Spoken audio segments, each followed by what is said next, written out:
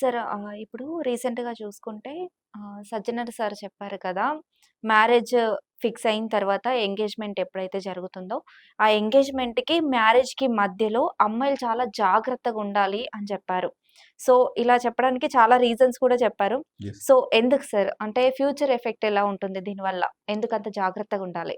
నిజం చెప్పాలంటే ఆ మాట మాట్లాడుతున్నప్పుడు ఆయన ఆ విధంగా చెప్పినప్పుడు హ్మ్.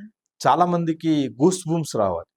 అవును సార్. ఎందుకంటే ఒక వ్యక్తి సొసైటీ గురించి ఇంతగా ఆలోచించాడు అనేది. అంటే హ్మ్. ఒక అమ్మాయి జీవితం గురించి ఆయన చెప్పాడు. ఇద్దరికీ మధ్య హ్మ్. ఏదైనా మ్యారేజ్‌కి సంబంధించి ఒక ఎంగేజ్‌మెంట్ కానీ ఏదైనా అవుతున్నప్పుడు ఆ ఎంగేజ్‌మెంట్‌లో జరిగినటువంటి సన్నివేశాలు, వీడియోలు అవన్నీ తీస్తారు. హ్మ్. అవును. ఉంగరాలు మార్చుకున్న వీడియోలు తీస్తారు. హ్మ్. దీన్ని సోషల్ మీడియాలో పెడతారు. ఇంకోటి ఆ వీడియోల నుంచి బ్లాక్‌మెయిల్ చేస్తారు. హ్మ్. నేనే నిన్ను పెళ్లి చేసుకోవాలి. ఇంకెవరు పెళ్లి చేసుకోరు. నువ్వు నాకు అంత ఇవ్వాలి, ఇంత ఇవ్వాలి అని చెప్పేసి వాళ్ళ పేరెంట్స్‌ని బ్లాక్‌మెయిల్ చేసే అవకాశం ఉంటుంది. ఎంగేజ్‌మెంట్ తర్వాత. ఎంగేజ్‌మెంట్ తర్వాత. ఇలాంటి కేసెస్ ఎక్కువగా రావడం వల్ల హ్మ్. ఆయన ఆ మాట చెప్పడం జరిగింది. ఇవే కాదు.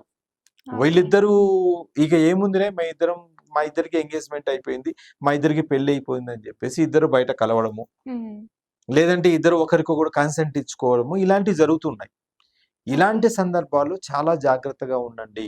హ్మ్. అలాంటి సందర్భాల్లో కూడా మీకు ఏదైనా వీడియోలు తీయడము, లేదంటే ఏదైనా ఫోటోలు తీయడము, మీరు అతనితో ఫోటోలు దిగినటువంటివి సోషల్ మీడియా ఇప్పుడు బాగా పాపులర్ అయిపోయింది. ప్రతి అవును. ఒక్కరు ఒకాయన అంటే ఫర్ ఎగ్జాంపుల్ సోషల్ మీడియా అంటే నాకొకటి గుర్తొచ్చింది. హ్మ్. ఒకప్పుడు ఫేస్‌బుక్‌లో నేను ఒకటి చదివాను. హ్మ్. ఆయన ఇంట్లో లాక్ చేసి ఎక్కడికన్నా వెళ్తున్నప్పుడు ఆ ఫోటో తీసి, నేను ఈరోజు జమ్మూ కాశ్మీర్ వెళ్తున్నాను. హ్మ్. ఇలాగ పెట్టేవాడంట. హ్మ్. అతను బయటికెళ్తున్నప్పుడంతా ఫోటోలు తీయడము, ఇట్లాంటియి నేను పలానా చోటున్నా అని పెట్టేవాడు. అతనికి ఒక ఫేస్‌బుక్‌లో ఒక ఫ్రెండ్ పరిచయమయ్యాడు. హ్మ్. పరిచయమై అతన్ని బాగా లైక్ చేసుకుంటూ ఉండేవాడు. ఓకే. ఒకరోజు ఈయన నెల రోజుల వరకు నేను రానని చెప్పేటటువంటి విషయాన్ని అతనికి జెప్పాడు. ఈ వచ్చి ఈలోపు ఆయన వచ్చి మొత్తం ఈళ్ళంతా కొల్లగొట్టుకుపోయాడు. ఓకే.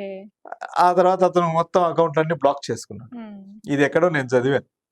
అట్లాగా సోషల్ మీడియా అనేది అవును. ఉపయోగించుకునేటటువంటి వాళ్ళు పాజిటివ్‌గా ఉపయోగిస్తున్నారు. హ్మ్. నెగెటివ్‌గాను ఉపయోగిస్తున్నారు. అందరూ పాజిటివ్‌గానే ఉండాలి. అందరూ నెగెటివ్‌గానే ఉండాలనేటటువంటిది లేదు. కాబట్టే హ్మ్. ఆయన చెప్పినటువంటి దాంట్లో మంచి అర్థం ఏంటి అంటే, హ్మ్. మీరు ఎంతవరకు హద్దుల్లో ఉంటే, మీ జీవితం కూడా అంతే హద్దుల్లో ఉంటుంది. హద్దు మీరినప్పుడు జీవితం హద్దు మీరుతది.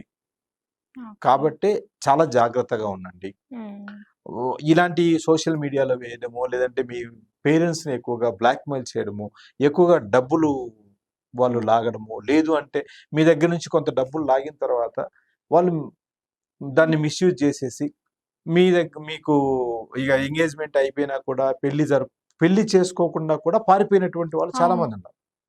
అద్ డబ్బులు తీసుకొని పారిపోయినటువంటి అది వాళ్ళు. గూడా చెప్పారు ఆ! తను. హ్మ్. ఇలాంటివన్నీ ఎక్కువగా జరుగుతున్నాయి. కాబట్టి మీరు కొంచెం జాగ్రత్తగా ఉండండి అని చెప్పడం ఇది చాలా చాలా మంచి విషయం అన్నమాట. ఎందుకంటే హ్మ్. ఇది సొసైటీలో అందరూ తెలుసుకోవాల్సిన విషయం. ఈ ఓకే. ప్రతి మనిషికి హ్మ్. ఎంజైమ్స్ ఉంటాయి. అవి మనిషిని ప్రేరేపిస్తూ ఉంటాయి. హ్మ్. ఎంజైమ్స్ ప్రేరేపించినంత మాత్రాన మన ఆలోచన తగ్గిపోకూడదు. ఓకే. ఆలోచనలోనే ఉండాలి. మనం ఎక్కడ హ్మ్. ఏ ప్లేస్‌లో ఉన్నాం? ఎవరితో ఉన్నాం? ఎలా హ్మ్. ఉండాలి? అనేది అమ్మాయిలు ముఖ్యంగా ఆలోచించాలి. ఓకే. ఒక్కోసారి ఏమవుతుందంటే, నేను మంచిదాన్ని, హ్మ్.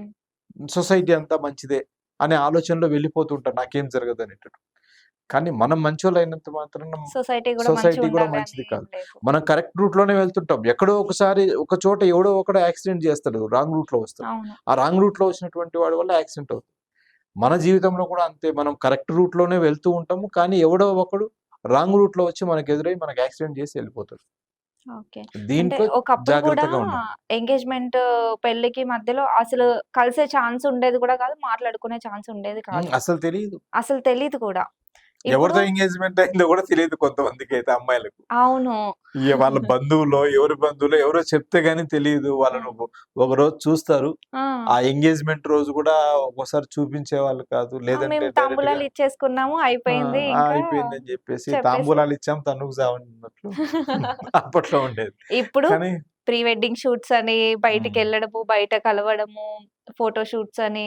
సో, వీటి వల్ల చాలా ప్రాబ్లమ్స్ ఈ వస్తున్నాయి. సోషల్ మీడియాలో పెట్టాలనే ఉద్దేశంతోని. హుహు. ఆ వీడియోలు తీసినటువంటివి కూడా చాలా జాగ్రత్తగా ఉండాలి. ఓకే.